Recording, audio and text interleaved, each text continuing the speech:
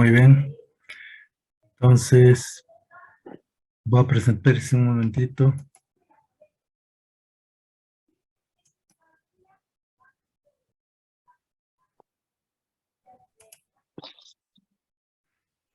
Bueno, buenas tardes, estimados alumnos.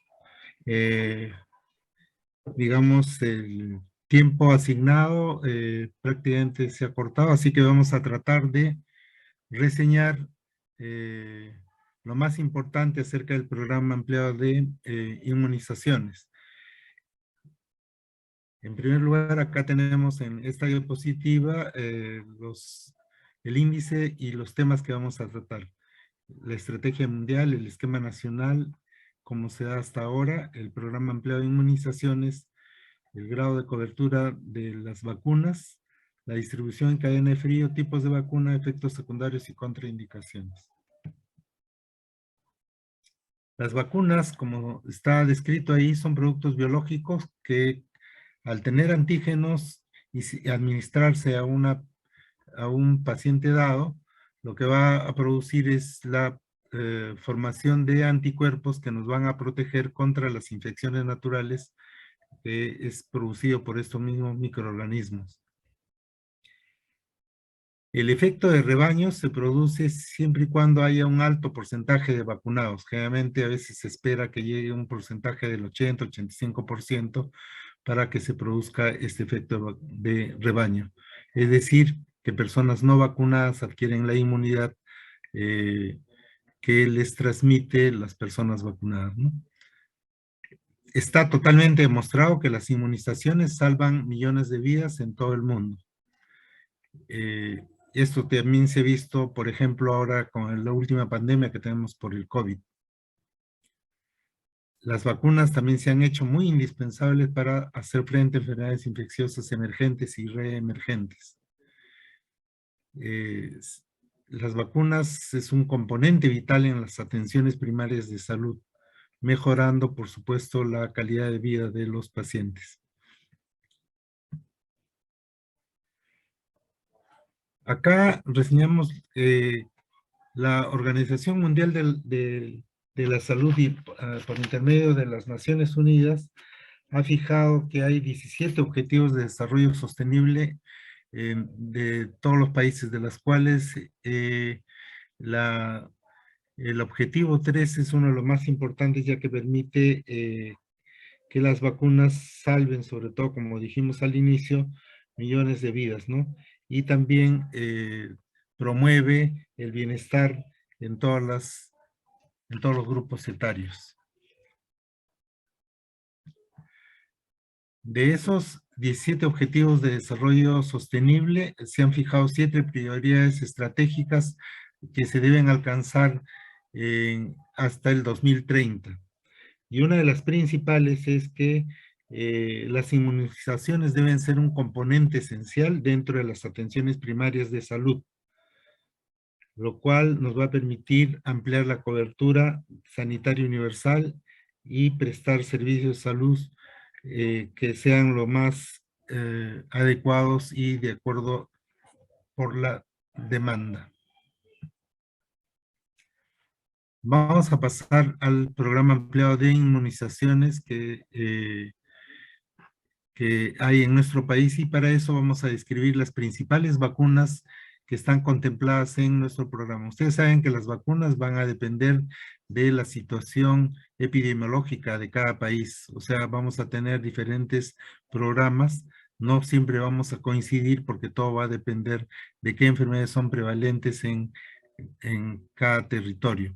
En este caso, el programa ampliado de inmunizaciones de nuestro país consta de 19 vacunas y las más importantes son las que vamos a describir en el momento. La BCG. La BCG viene a denominarse así por el bacilo de Calmette-Guerin, de ahí vienen sus siglas. Y la BCG es una vacuna que protege contra formas graves de tuberculosis. No protege contra el contagio, sino contra la presencia de enfermedades graves de tuberculosis como son la meningoencefalitis y la tuberculosis miliar, sobre todo en niños menores de 2 años. Se usa como antígeno el Mycobacterium bovis atenuado, que es también llamado Bacillus calmette-guerin. Esta vacuna viene en viales liofilizados, o sea, en polvo. Generalmente son multidosis y una vez que se han reconstituido va a durar entre 4 a 6 horas, luego del cual uno debe descartar estas vacunas. Las dosis para el recién nacido y lactantes menores de 1 año es de 0.05 de mililitro y en mayores de 1 año o escolares, adolescentes, etcétera, puede ser de 0.1 de mililitro. Exclusivamente se administra por vía intradérmica, porque el administrar ya sea por vía subcutánea o intramuscular va a producir efectos colaterales que pueden ser muy severos, o sea que su administración es intradérmica y por consenso se ha fijado que es en la región deltoidea derecha el lugar donde se debe aplicar. O sea que cuando uno quiere saber si es que el niño ha sido vacunado por BCG, por lo general debe buscar en la zona deltoidea derecha si es que está la cicatriz que nos indicaría que este paciente en la mayor parte de los casos ha recibido BCG. La BCG actúa estimulando sobre todo la inmunidad celular. ¿Y cuáles son las contraindicaciones para aplicar la BCG? Que el paciente presente hipersensibilidad generalmente severa a la vacuna misma o a alguno de sus componentes. También se ha dicho que pacientes inmunosuprimidos no deberían vacunarse no vacunarse con la BCG. Sin embargo, si es que el riesgo de adquirir la tuberculosis es muy alto, se debe administrar incluso en pacientes VIH positivos. Los recién nacidos, está contraindicado recién nacidos con peso menor de 2.500. Una vez que alcancen ese peso ya se le puede indicar esta vacunación. Pacientes con desnutrición severa, sobre todo el tipo Kwashiorkor, pacientes con tuberculosis activa, pacientes que presentan algún problema de coagulación, pacientes como, oncológicos que están recibiendo terapia inmunosupresora, y no se recomienda vacunar a gestantes o en periodos de lactancia porque no se ha determinado a ciencia cierta cuál es el grado de riesgo que puede adquirir el feto, ¿no? Por eso, o el feto o el recién nacido, salvo que el riesgo para adquirir la tuberculosis sea muy elevada.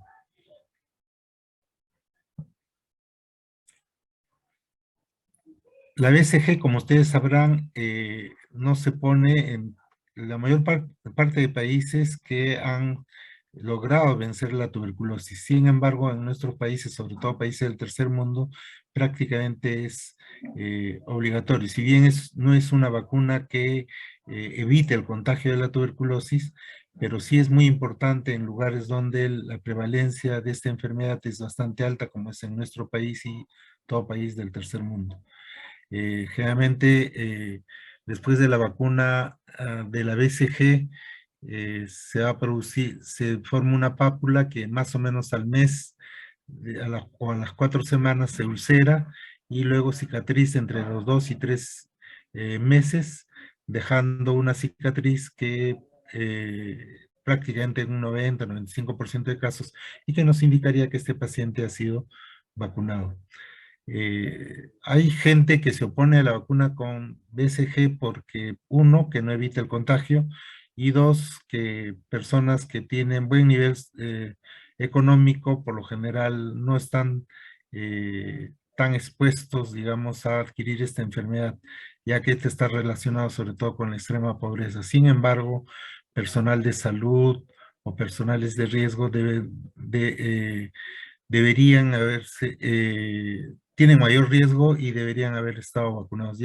Por eso es que es obligatorio en nuestro país poner la BCG, sobre todo en las primeras 24 horas, y es mejor, sobre todo si es en las primeras 12 horas. Sin embargo, a nivel hospitalario, generalmente al momento del alta, es que una vez que se reconstituye la vacuna, es que se pone a todos los pacientes que están de alta y así logramos, digamos, incrementar la cobertura de vacunación con la BCG. Ahora veremos sobre la vacuna antipolio. Existe dos tipos de vacuna antipolio. La vacuna de virus inactivado o la vacuna Salk por su descubridor, que se está usando desde más o menos la década de los años 50 del siglo pasado, y la vacuna Sabin o vacuna oral que se usa desde los años 60 y que ha permitido que la cobertura con estas vacunas sean bastante altas y que incluso para el 2020 se pensaba que se iba a desterrar esta enfermedad a nivel mundial. Sin embargo, por la pandemia ha permitido que la cobertura con esta vacuna baje a un 60-70%, sobre todo en algunos países como es sobre todo Afganistán y algunos del África como Nigeria, etcétera, donde todavía se observan casos de poliomielitis. Por lo tanto, se piensa que para el 2030 deberíamos controlar esta enfermedad y también la enfermedad producida por la vacuna, o sea, la parálisis producida por la vacuna, por el virus de la vacuna, que lo vamos a ver en una diapositiva posterior. Ambas vacunas, tanto la de virus inactivado con la polio oral, que es una vacuna, entre comillas, viva, atenuada, viva porque en realidad se dice que los virus no son organismos vivos, aunque ha surgido controversias si verdaderamente los virus pueden ser considerados como seres vivientes que tienen vida, o porque requieren generalmente de otra célula para reproducirse, por eso que la mayor parte de autores piensa que no existe virus vivo. Sin embargo, es conocido la polio oral como una vacuna viva atenuada. Ambos contienen 3 serotipos, el 1, 2 y 3, o los nombres privados que están ahí expuestos en la diapositiva. ¿Y por qué es importante conocer eso? Porque se ha visto que algunos de estos serotipos pueden convertirse, estando dentro de la dilución de la vacuna, pueden convertirse en virus salvaje y producir la enfermedad paralítica por el virus de la vacuna. Esto se ha visto que se da más o menos en 1 de cada millón de vacunados en algunos sitios y en otros 1 por cada 7 millones de vacunados. En Estados Unidos, por ejemplo, ellos tenían 1 por cada 1 a 2 millones de vacunados. En cambio, por ejemplo, en el Perú era 1 por cada 7 y en otros países, por supuesto, 1 de cada 7 millones de vacunados. Y también adquirían la parálisis 1 de cada 12 a 14 millones de contactos de vacunados, o sea, adultos que son contactos o que a veces sufren de alguna inmunodepresión, pueden contagiarse con el virus de la vacuna, que se ha vuelto un virus salvaje y hacer la enfermedad, ¿no? De ahí que una de las estrategias que se piensa que para llegar al 2030 es que ya la vacuna contra la poliomielitis sea del tipo de virus inactivado y no ya la vacuna de polio oral.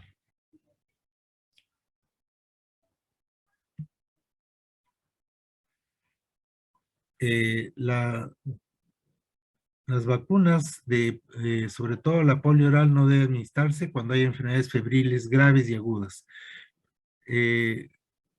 Cuando hay procesos febriles leves o enfermedades muy, también digamos leves, no contraindica por si acaso la vacuna. Solamente si es que es una enfermedad febril muy severa o enfermedad aguda grave. Y pasado este periodo, entonces uno puede reiniciar la vacuna contra la polio. La vacuna oral no se debe poner cuando hay diarreas y vómitos persistentes, ya que no habría buen contacto de estos virus atenuados con la mucosa intestinal, impidiendo la formación de IgA secretoria, que es la primera barrera, digamos, que se ve en los pacientes cuando adquieren el virus de polio salvaje, y también, digamos, no permitiría una buena respuesta inmunológica del organismo para producir IgG o IgM contra este virus de la polio. Cuando hay algún grado de inmunodeficiencia, generalmente cuando estas son severas, y se dice que nunca debería administrarse la vacuna contra el rotavirus oral porque induce una menor respuesta de esta última a una menor respuesta de formación de anticuerpos. No se recomienda durante la gestación, sobre todo cuando se trata de la APV oral. Sin embargo, cuando hay alto riesgo y es la única vacuna con que cuenta el país, debe correrse el riesgo. En pacientes con VIH no se recomienda poner la vacuna PBO porque es una vacuna, entre comillas, viva y que puede agravar el estado del paciente. Y la vacuna contra la PBI está contraindicada si es que hay algún grado de hipersensibilidad a los antibióticos que están en sus solventes, como son la polimixina, neomicina o streptomicina, que se usan como coadyuvantes para esta vacuna. Ya mencioné que la enfermedad paralítica por el virus de la vacuna puede producirse por la reconversión de cualquiera de los serotipos que están incluidas dentro de la vacuna de polio oral. En algunos países han reportado que es el serotipo 2 el predominante, que se puede convertir en virus salvaje, pero en otros países también se habla del serotipo 3. Y también se ha visto que esta enfermedad paralítica puede verse en algunos pacientes con inmunosupresión. De ahí que se haya adoptado que las vacunaciones para la polio se den las dos primeras dosis, o sea, la primera dosis a los 2 meses y la segunda dosis a los 4 meses de edad con PBI.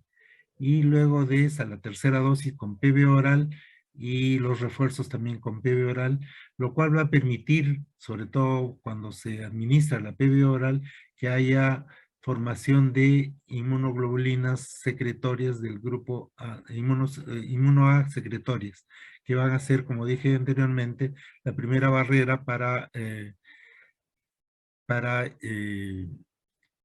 digamos, parar la infección por un virus salvaje que pueda infectar a un paciente determinado. La dosis de la PBI es 0.5 mililitros, se pone intramuscular, puede ponerse en la región deltoidea, pero sobre todo a nivel de la cara anterolateral de cualquier muslo. Y la dosis de la PB oral es 2 gotas de la vacuna trivalente. ¿Y por qué decimos trivalente? Porque antes existía y todavía hay en algunos sitios, por ejemplo en el África, donde predomina la cero conversión del serotipo 2, vacunas divalentes o monovalentes, ¿no? Que contienen los otros serotipos. En este caso, en nuestro país, contamos con la vacuna trivalente. Después vamos a hacer un breve recordario sobre la vacuna pentavalente.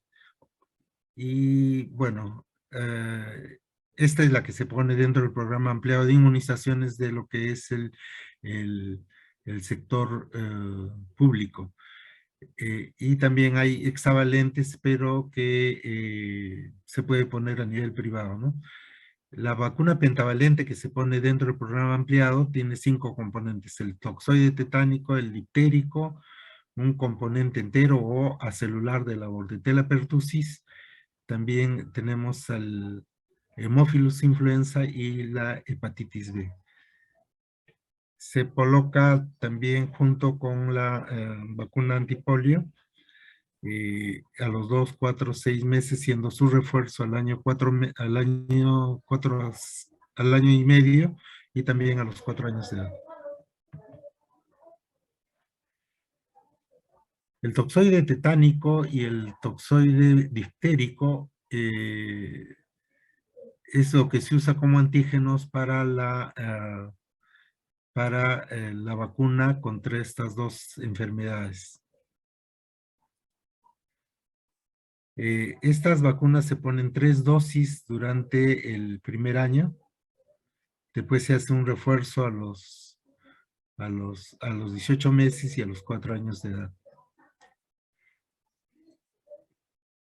Está contraindicado en pacientes con enfermedades febriles severas, inmunodeficiencias severas, cuando hay insuficiencia renal o hepática grave, y también se dice que no debería vacunarse junto con la sea dentro de la pentavalente en mayores de 5 años, porque la pentavalente que se pone a nivel de MINSA contiene el antígeno contra la Bordetella pertussis, la presentación entera, ¿no? Es lo mismo que ya mencioné, vamos a pasar por cuestiones de tiempo. La vacuna antipertussis, que es componente de la DPT, evita, digamos, la tos convulsiva o la coqueluche, también llamada coqueluche. Es una infección que afecta sobre todo a las vías respiratorias altas, produciendo tos violenta espasmódica que puede llevar a la asfixia o a la muerte, sobre todo en lactantes, ¿no? Puede afectar a cualquier edad, y ahora último, sobre todo en países desarrollados, se ha encontrado que esta enfermedad está siendo reemergente, sobre todo en pacientes adolescentes y adultos jóvenes, que pueden convertirse también en pacientes que van a ser transmisores de esta enfermedad, y que en algunos países se recomienda la revacunación a los 10, 12 años de edad, para que la cobertura contra esta enfermedad aumente mucho más, ¿no? Se contagia a través de las gotitas de Flush. Los espasmos de tos, que pueden ser muy severos, pueden producir periodos de apnea, que puede ser prolongado y que puede dañar, producir síntomas neurológicos, puede producir convulsiones, lesiones hemorrágicas a nivel intracerebral. También se dice que también puede producir neumonías, etcétera, ¿no?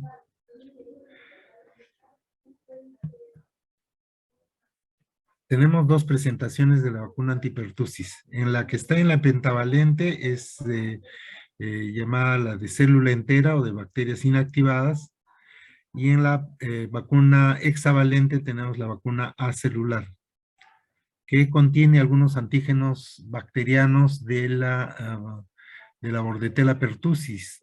Tiene entre 2 hasta 7 componentes antigénicos, pero las más usadas para la producción de las vacunas es la hemaglutinina filamentosa, la pertactina, las fibras, etcétera, que hace que la respuesta a estas vacunas sea mucho mejor en las que tienen mayores componentes antigénicos. La eficiencia de estas vacunas después de 3 dosis puede llegar hasta el 98%. Y como hemos mencionado, tanto para los toxoides como para estas vacunas, los refuerzos son a los 18 meses y a los 4 años de edad. La ventaja que tiene la vacuna celular es que tiene mucho menos efectos adversos que la vacuna entera. De ahí que se puede poner por encima de los 5 años, incluso adolescentes.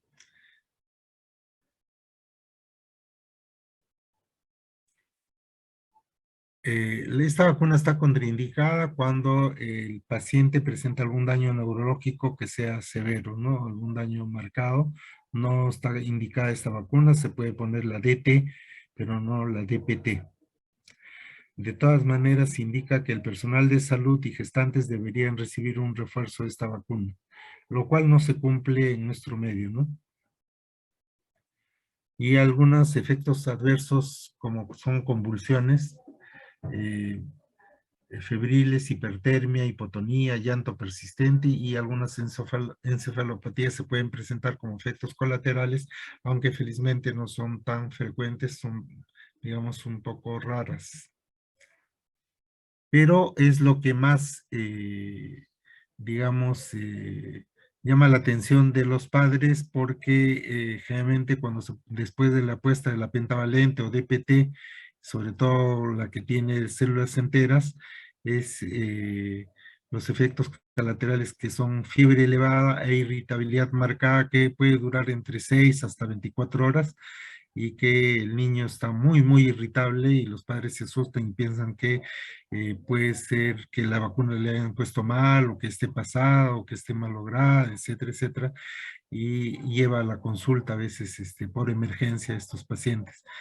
Nosotros cuando vacunamos contra la pentavalente les advertimos que si bien es cierto no es tan frecuente, el niño podría tener este tipo de efectos colaterales y que en ese caso específico pueden administrarle paracetamol a 10 miligramos a 15 miligramos por kilo cada 6 horas. Generalmente no pasa más allá de 24 horas esos problemas, ¿no? Y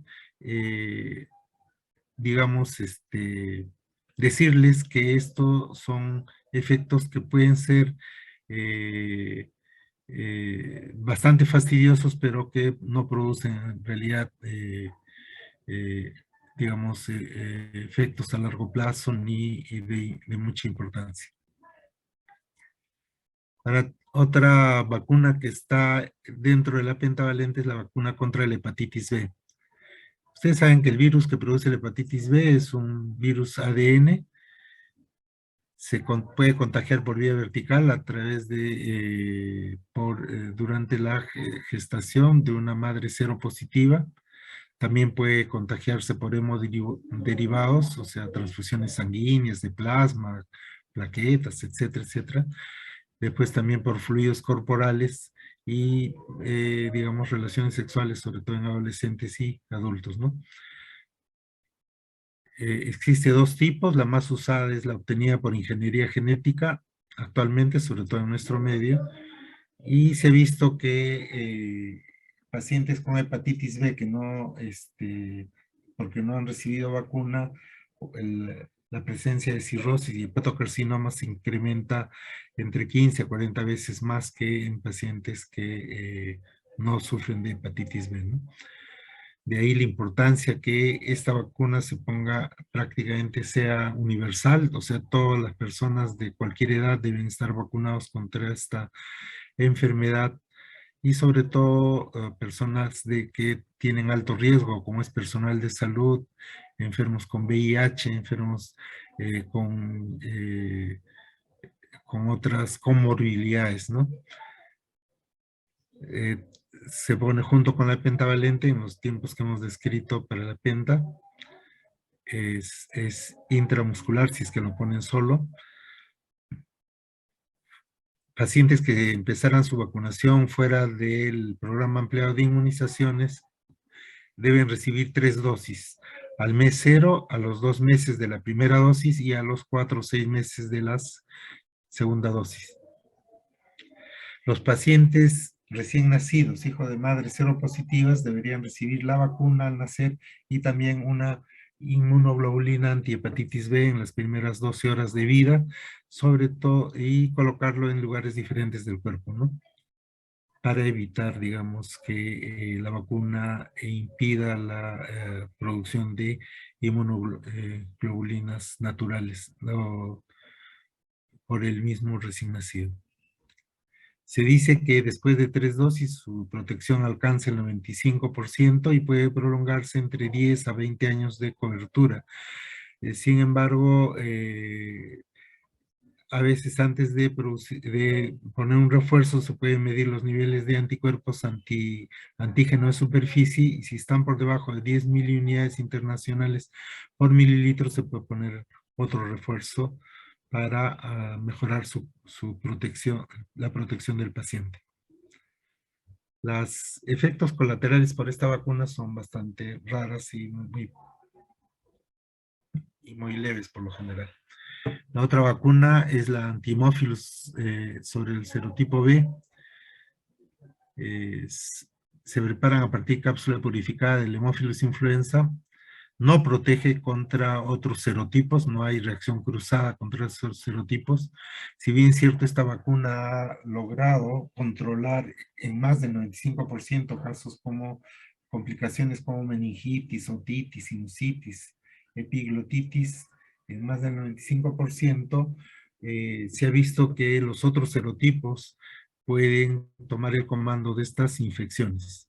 O sea, lo que nos protege esta vacuna solo es sobre el serotipo B. Se coloca por vía intramuscular eh, y está indicada también esta vacuna cuando pacientes quirúrgicos, sobre todo esplenectomizados o inmunocomprometidos, pueden hacer infecciones por este germen.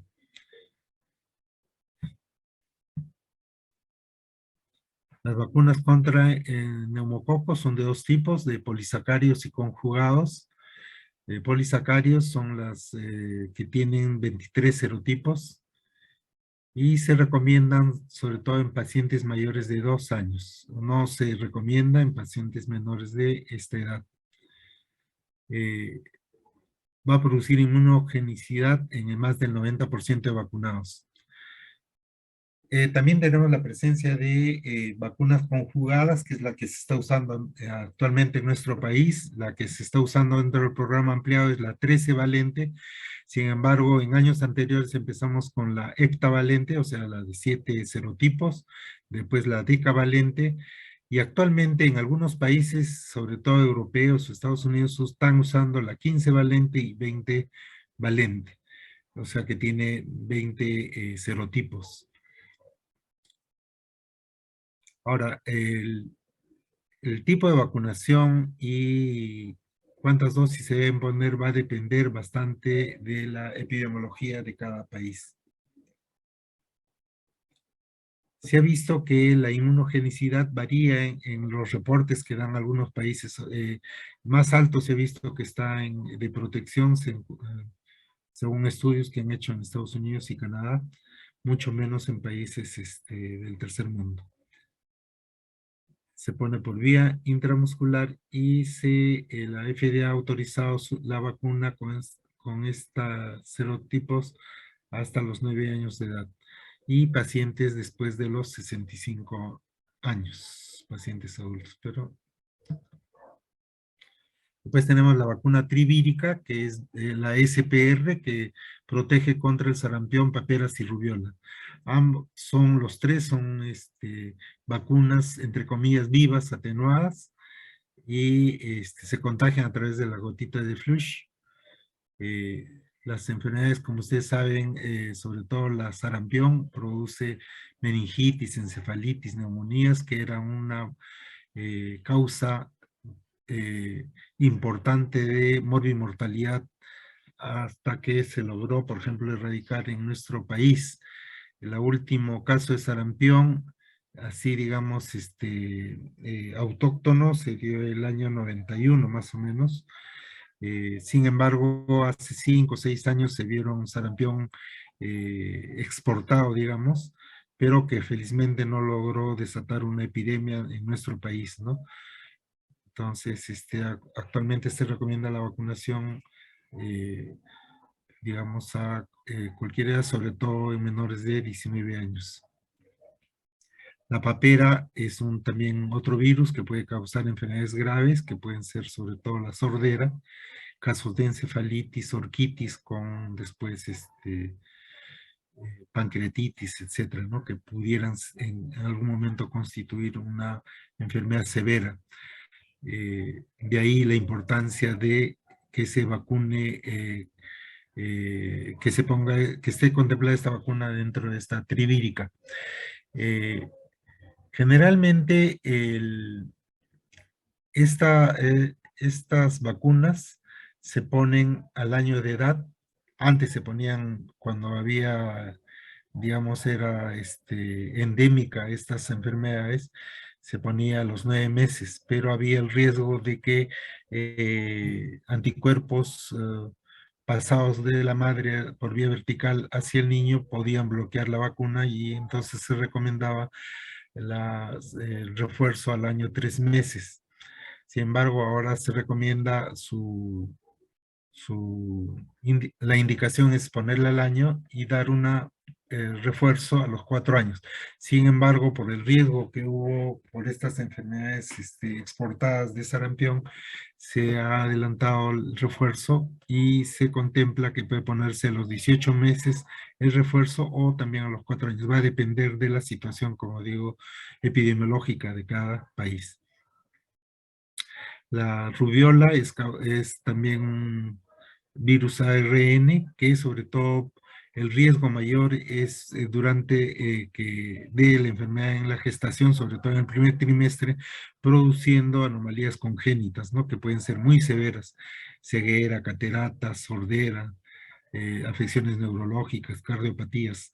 De ahí su importancia en que generalmente cuando la persona esté ya en edad de gestación debería recibir sus vacunas para evitar justo esta complicación. La rubiola es una enfermedad más eh, leves, no produce muchas complicaciones, salvo como digo en la gestante, ¿no? En algunos países han asociado esta antivírica también con la vacuna contra la varicela, volviéndose una tetravírica, y sin embargo se dice que no es tan recomendable esta presentación de 4 vacunas. La vacuna contra el rotavirus. Ustedes saben que el rotavirus produce enfermedades diarreicas que pueden ser severas y producir deshidratación, que es una causa importante de mortalidad en menores de 5 años. Tenemos dos tipos de vacunas contra el rotavirus. eh, y esta enfermedad, al producir deshidratación, como dije anteriormente, puede llegar a ocasionar la muerte de los pacientes. Se administra por vía oral a los 2 y 4 meses de edad. Nunca se puede poner ya después de los 6 meses porque puede dar mayor porcentaje de reacciones colaterales.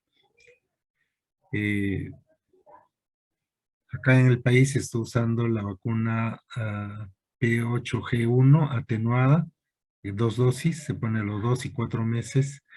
Eh, Está contraindicada en pacientes con antecedentes de intussuscepción intestinal, ya que esta puede ser un efecto colateral que es bastante raro por efecto de la vacuna. Pues tenemos vacuna contra la influenza que se pone generalmente es estacional. Eh, es una vacuna que contiene, digamos, anticuerpos contra, no, perdón, que va a producir anticuerpos contra las cepas de la influenza A y, y una cepa B de la influenza. Hay dos tipos de vacunas, son inactivadas de uso parenteral y otra atenuada de uso nasal. Aparentemente la de uso nasal se pensaba que iba a tener un éxito marcado, sin embargo, estudios posteriores están demostrando que aparentemente la inmunogenicidad dada por estas vacunas de uso nasal no son tan buenos, su cobertura puede llegar solamente al 40%, de ahí que está en retroceso, digamos, aunque sigue en investigación una mejora para que disminuir sobre todo las vacunas de uso parenteral, ¿no? Eh, Actualmente incluso hay estudios que se están realizando para poner una vacuna doble que es contra el COVID-19 y contra la influenza. Se calcula que en 3 a 5 años debe estar saliendo esta vacuna. Están entrando a la tercera fase de estudio de esta vacuna, ¿no? Acá, por ejemplo, hablan de que la protección puede llegar al 90% con la nasal, pero como digo, estudios últimos hechos están revelando aparentemente que se sobreestimó su efecto de la vacuna nasal. Por supuesto, dentro del programa ampliado está a los 7 y 8 meses de edad. vacuna antivaricela, desde el 2018 se está poniendo acá en nuestro medio. Es una vacuna bastante cara, pero que está haciendo que el Perú sea uno de los países con mejor cobertura de vacunas dentro, digamos, del contexto mundial, ¿no? Se pone después de los 12 meses y algunos recomiendan un refuerzo a los 4 o 5 años de edad que no está contemplado en nuestro medio y va a unir, como dije, bueno, a veces va a unir a la triple viral y su contraindicación son contra formas febriles agudas. También protege contra la varicela zóster, ¿no? Tenemos también la vacuna contra el papilomavirus. Ahí se cuenta con dos tipos de vacuna, una tetravalente y una divalente. Se ha demostrado que estas vacunas disminuyen la presencia de condilomas genitales y también definitivamente el cáncer de cuello uterino, cáncer anal, cáncer de piel, etcétera, eh, con estas vacunas, ¿no? eh, Están indicadas en adolescentes de 12 y 18 años. En nuestro medio se pone a los 11 años, se aplica a más o menos cuando están cursando el quinto año de primaria y se está vacunando tanto a varones como mujeres. Se dice que después de dos dosis da el 90%, 99% de protección. Eh, También actualmente están recomendando en algunos países, sobre todo desarrollados, solamente que es suficiente con una sola dosis de esta vacuna. En nuestro medio todavía se está poniendo las, digamos, dos dosis de la vacuna actualmente. La vacuna antiamarílica es producida por un flavivirus, la fiebre amarilla es producida por un flavivirus y es transmitida por el Aedes aegypti. Esta vacuna está indicada en zonas endémicas o epidémicas y se debe poner con unos 10 días de anticipación. ¿Y por qué estamos poniendo, digamos, a todos los pacientes a nivel nacional? Porque ya se detectó que el vector, el Aedes aegypti, existe prácticamente, está en todo el territorio nacional y en Lima también se ha detectado su presencia, así que por la posibilidad de que se desencadene un problema epidémico es que ya desde hace unos 12 años se está vacunando en forma, digamos, está contemplada en el programa ampliado de inmunizaciones al año, 3 meses de edad, ¿no? Se dice que estaría contraindicado en gestación y durante la lactancia, pero últimos reportes hablan de que se ha sobreexagerado con esta precaución y que si hay estas gestantes o están dando de lactar estas mujeres, hay urgencia de viajar a estas zonas, se puede vacunar durante estos periodos. Eh, o sea, no es una contraindicación absoluta como se pensaba antes. Y acá tenemos, digamos, dos ejemplos de vacunas que se están usando en niños, que ustedes saben, lo conocen muy bien por que escuchan, que es la Pfizer y la Moderna. Está indicado en nuestro país a partir de los 5 años de edad en grupos etarios de 5 a 11 años y de 12 a 18 años con dosis diferentes. El de 12 a 18 años se pone 50 microgramos y de 5 a 12 años es 25 o 30 microgramos, si no me equivoco. Y ya se está recomendando en nuestro medio a partir de hace un mes aproximadamente una tercera dosis de refuerzo que debe ponerse a los 5 meses de la segunda dosis. En otros países, eh, justo países desarrollados como Estados Unidos, Europa, se están vacunando ya, la indicación es de vacunar desde los 6 meses de edad, se está vacunando desde hace 3 meses. O sea, pacientes comprendidos en el periodo de 6 meses de edad a 5 años de edad, se está indicando una ya la vacunación. En nuestro medio todavía no está aprobado, aparentemente está en estudio. Aparentemente los laboratorios Pfizer como Moderna, que es también la que ya se está aplicando en estos grupos etarios pediátricos, reportan que no hay mayor efecto de colateral. Sin embargo, hay mucha preocupación dentro también de algunos estudiosos que hablan que como el tiempo de observación todavía está muy corto porque son vacunas aprobadas por emergencia, no podemos saber cómo será la respuesta, no solamente en estos grupos etarios, sino incluso en los adultos, la reacción a mediano y largo plazo, ¿no? Todavía estamos recién a un año y medio probablemente de lo que se ha empezado a poner estas vacunas y que se aprobaron por emergencia debido a la alta mortalidad que estaba produciendo el COVID-19. Se dice que los niños deberían vacunarse porque esto se ha demostrado que pueden evitar secuelas, sobre todo de corto y mediano plazo. No se sabe cómo si habrá o no problemas de largo plazo, dado por el COVID. Pueden servir de fuentes de transmisión a otros grupos etarios, sobre todo a los de tercera edad. No se olviden que más del 90% de niños hacen enfermedades asintomáticas y que sin saber pueden estar contagiando a otros grupos etarios, ¿no? Que pueden sufrir problemas más severos. Los niños con comorbilidades se ha visto que no suelen desarrollar cuadros muy severos de COVID, sobre todo si están vacunados. El síndrome inflamatorio sistémico, que se parece a la enfermedad de inflamación sistémica Kawasaki. de Kawasaki. Se ha visto que con las vacunas, al menos los primeros reportes, ha disminuido bastante, ¿no? Hasta ahora, según la experiencia que tienen con la vacuna Pfizer, que es lo que está poniéndose más en estos grupos etarios, aparentemente son más seguras y tienen una alta cobertura. Se pone por vía intramuscular.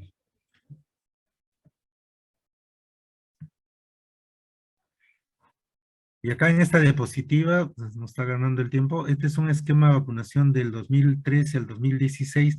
La única diferencia que hay con la actual es que en el programa actual de vacunaciones está incluida la vacuna contra la varicela, que hemos dicho que se está poniendo a partir de del 2018.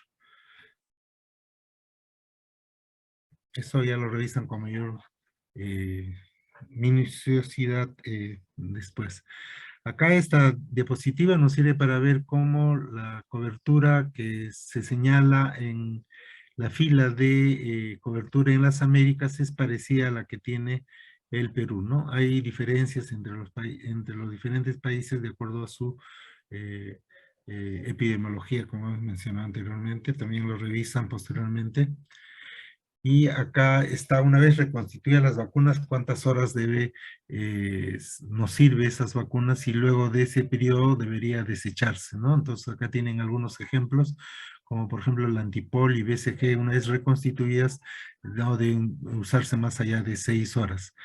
Igual de sarampión, y hay algunas que que duran más allá de 3 días. En honor al tiempo vamos a hacer correr un poquito y acá está cómo debería preservarse las vacunas. Por ejemplo, en la primera parte está algunas vacunas sarampión, polio, triple viral y oral que deben conservarse entre menos 15 a menos 25 grados centígrados y algunas otras que deben estar entre más 2 y más 8. Algunas vacunas, como era la de Pfizer-BioNTech, que se recomendaba al inicio a menos 80 grados centígrados, lo cual hacía a veces imposible el transportar a sitios de menor, digamos, desarrollo, por que no tenían una buena cadena de frío. Entonces,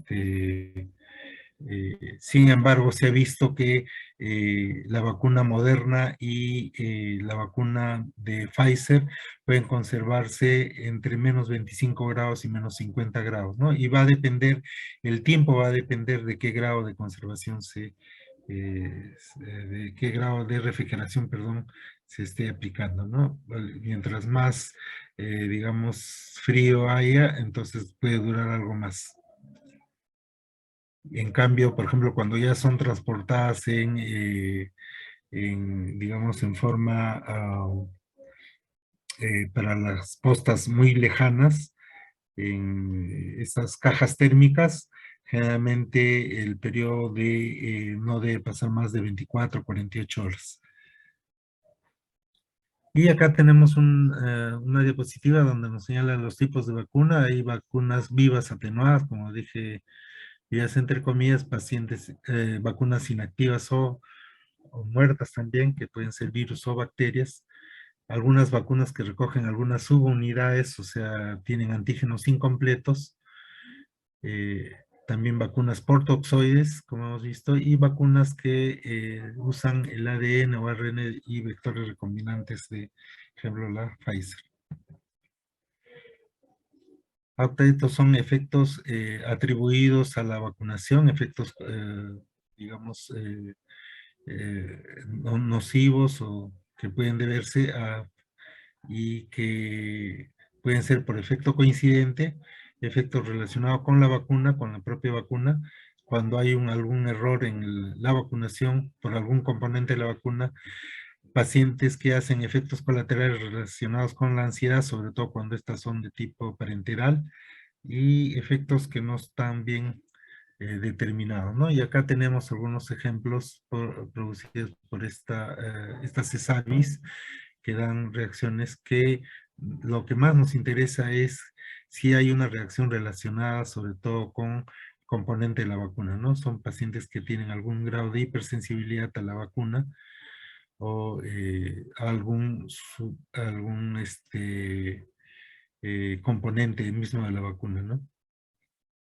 También puede haber errores, por ejemplo, de manipulación de la vacuna, o también fechas de vencimiento ya muy cercanos o que se han pasado la fecha de vencimiento, eh, relacionadas con la ansiedad, a veces cuando el paciente es muy, digamos, tiene mucha preocupación, hacen efectos vagales que se desmayan durante la inyección, etcétera, como hemos visto cuando presentaban, por ejemplo, pacientes que eran vacunados en forma presencial y que tenían eh, algún desmayo, digamos, y que no respondía eso a efectos propios de la vacuna, ¿no?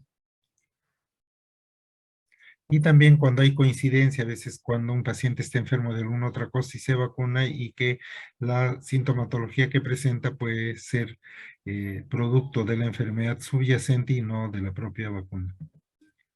Y en líneas generales podemos hablar que hay reacciones locales que pueden ser algo más frecuentes, pero que generalmente es que las que son sistémicas, ¿no? Y varía desde dolor en el sitio de la inyección, induración en esas zonas, nódulos o ganglios regionales, abscesos cuando no ha habido buena limpieza, digamos, de la zona donde se pone la vacuna, y puede haber reacciones más graves de hipersensibilidad de tipo 3, que es la reacción de Artus, o la de tipo celular o retardada, que es la tipo 4. Reacciones sistémicas menos frecuentes son fiebres elevadas, irritabilidad, mialgias, malestar general, cefalea, vómitos, diarrea, problemas neuropáticos, artralgias, adenopatías generalizadas. Igual acá tenemos hasta síndrome de Guillain-Barré, parálisis flácida postvacunal, reacciones de hipersensibilidad de cualquier tipo, 1, 2, 3, 4 incluso, osteitis, llanto persistente, reacciones de hipotonía generalizada, etcétera, que no son felizmente frecuentes. Lo más frecuente son las falsas contraindicaciones. Esto es muy importante que ustedes lo capten muy bien. Por ejemplo, o sea, madres gestantes o lactantes, como hemos dicho, por ejemplo, para la fiebre María, también en algunos casos, dependiendo si el riesgo de contraer la enfermedad es alta, se puede vacunar durante estos periodos. No se recomienda así vacunas vivas, por lo general, pero eso depende del riesgo, ¿no? Cuando hay enfermedades banales, por ejemplo, a veces el paciente está resfriado y le dicen, no te vacunes hasta que no te pase la gripe, cuando eso puede a veces hacer que el paciente no reciba ninguna vacuna. Eso no es una contraindicación absoluta, puede ser una contraindicación relativa, pero muy, muy leve incluso. Cuando se quiere hacer diferencia entre recién nacidos a término o pretérmino, salvo que sea su peso muy bajo, eh, no debería contraindicar la vacuna. Cuando el paciente, por ejemplo, ha tenido varicela y se le dice, ya no te debes vacunar porque te da la enfermedad y eso te da protección de por vida, en algunos casos sí se recomienda que se vacune para que mejore su estatus inmunológico. Pacientes que tienen una epilepsia estable o convulsiones febriles no contraindica la vacunación. El uso de antibióticos tampoco contraindica. El paciente cuando está hospitalizado también puede vacunarse contra algunas enfermedades que, por supuesto, hay que ver qué tipo de enfermedad es la que sufre para ver si contraindica o no la vacuna. Y las alergias que no son anafilácticas también pueden permitir el uso de las vacunaciones. Y también cuando hay antecedentes de alguna alergia familiar o reacción adversa a la familia, eso no quiere decir que el paciente que se va a vacunar debe sufrir lo mismo que su familia. Bueno, eso es todo por hoy. Esta es una parte, las inmunizaciones es parte que ustedes como médicos generales o incluso eh, de acuerdo a la especialidad que siguen otras especialidades deben conocer de todas maneras porque esto les va a servir para manejar a sus propios hijos, sobrinos, amigos, etcétera, y debe de servir como parte de la cultura general que debe tener el médico. Muchísimas gracias. Una pregunta, chicos.